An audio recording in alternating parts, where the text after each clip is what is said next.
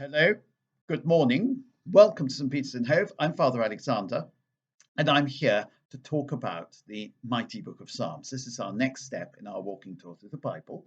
We're on step 137. Now, you may wonder why I call it the mighty book of Psalms. I call it that because it is probably the most important book in the Old Testament. We may not realize that because we use the Psalms more frequently than we use many other books in the Old Testament.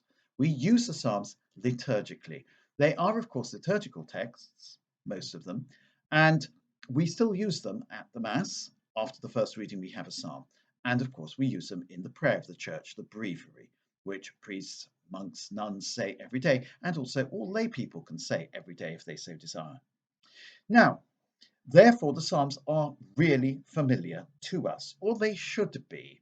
They are full of riches, full of wealth. St. Augustine devoted a huge amount of energy and time to commenting on the Psalms. Now I'm going to follow in his footsteps, but not perhaps in the same way.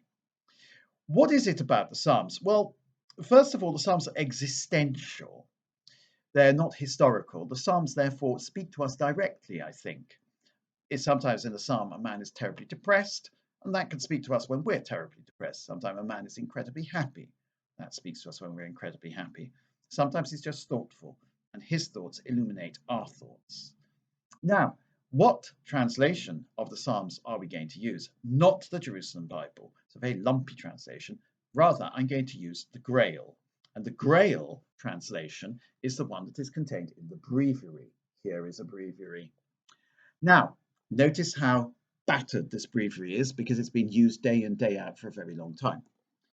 And indeed, we're supposed to use the Psalms, the Psalter, day in, day out, so that we know virtually all the Psalms off by heart.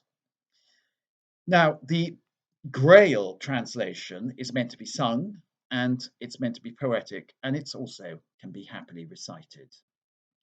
Therefore, it's the best translation there is. It may not be the most literal translation, but the Psalms are poetry, and if we lose the poetry, we lose a great deal of the meaning, because as poems, their meaning transcends the mere words. So I'm going to stick with the Grail.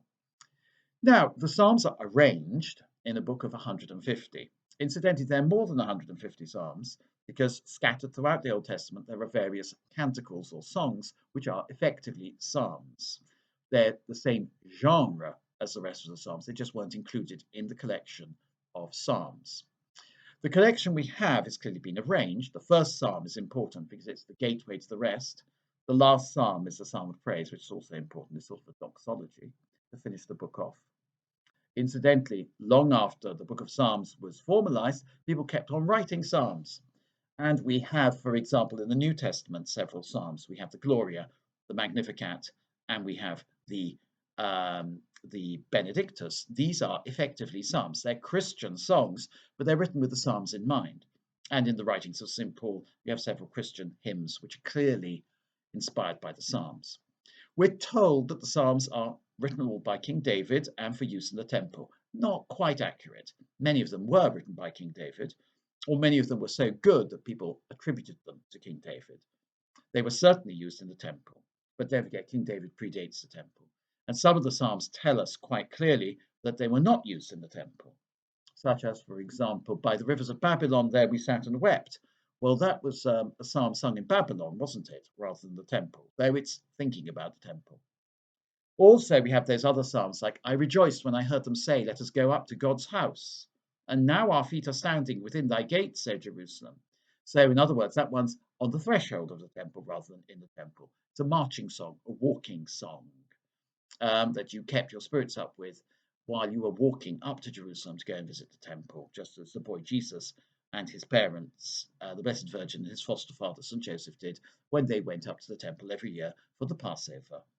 So it's always interesting to think about the historicity of the Psalms, but as I say, their main impulse is existential.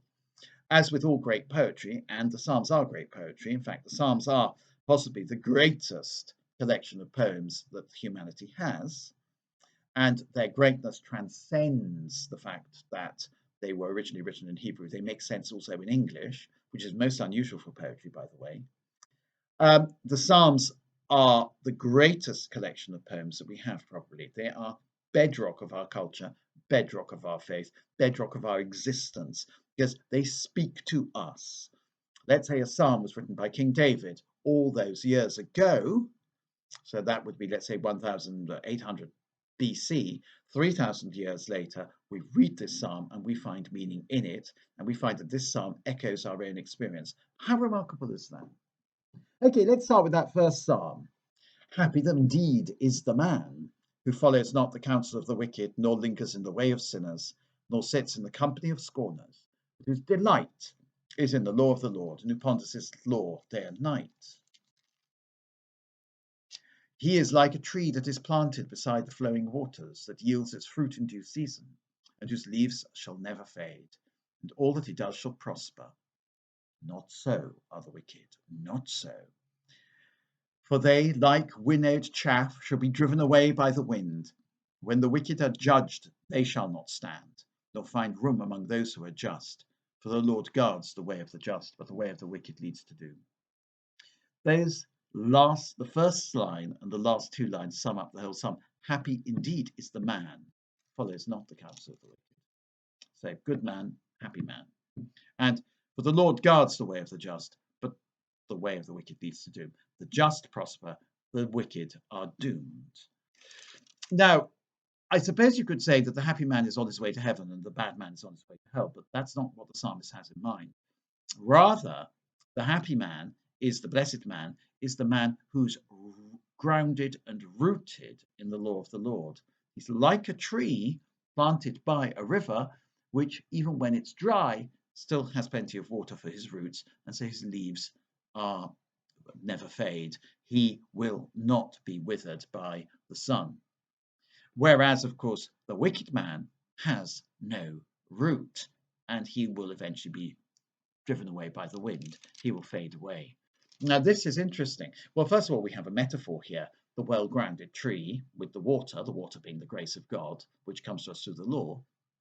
And we also have the metaphor of the man who's like winnowed chaff, the bit you throw away, the bit when you're winnowing, you throw it up and the wind takes away the chaff, leaves the good stuff behind. We also have an existential idea here. Blessed is the man who takes delight in the law of the Lord. Taking delight is not something you just do once a week, but all the time. His entire life is a contemplation of the law of the Lord. His entire life is taking delight in the law of the Lord. In other words, the law of the Lord is his comfort. The law of the Lord is his constant companion. The law of the Lord is not something he thinks about. The law of the Lord is the background to his life. It's always there. It is the bedrock of his happiness. And who follows not the counsel of the wicked, nor lingers in the way of sinners. He's rather different from that person who lingers in the way of sinners, which is a rather interesting phrase. I sort of think of the back passage around a rather seedy pub, which is rather ill-lit, and people loitering with intent. The lingering, waiting for something to happen in the way of sinners. The sinner is somebody who is attracted to the less salubrious part of life, shall we say, who is attracted to the naughtiness that is going on round the back of the pub, even though they're still lingering. The naughtiness is happening just beyond their ken. They're not actually having a good time because they're tempted by evil, but evil never quite delivers the delights it's promising. Whereas, of course, the man who takes delight in the law of the Lord and ponders his law day and night, this man is well grounded. This man is happy. This man has a sort of a certain substantiality to his life. Whereas the other guy is always chasing the wind, we could say. Now, I think this is a wonderful psalm because it tells us what the law is really about. The law is simply not a set of rules and regulations. Do this, do that, don't do this, don't do that. It's not. The law is rather a manifestation of God's goodness in our lives.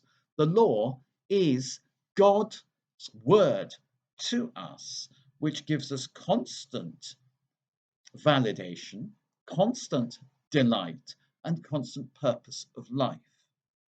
And therefore, grounded and rooted in the law, we have got, in the midst of this changing world, something that endures.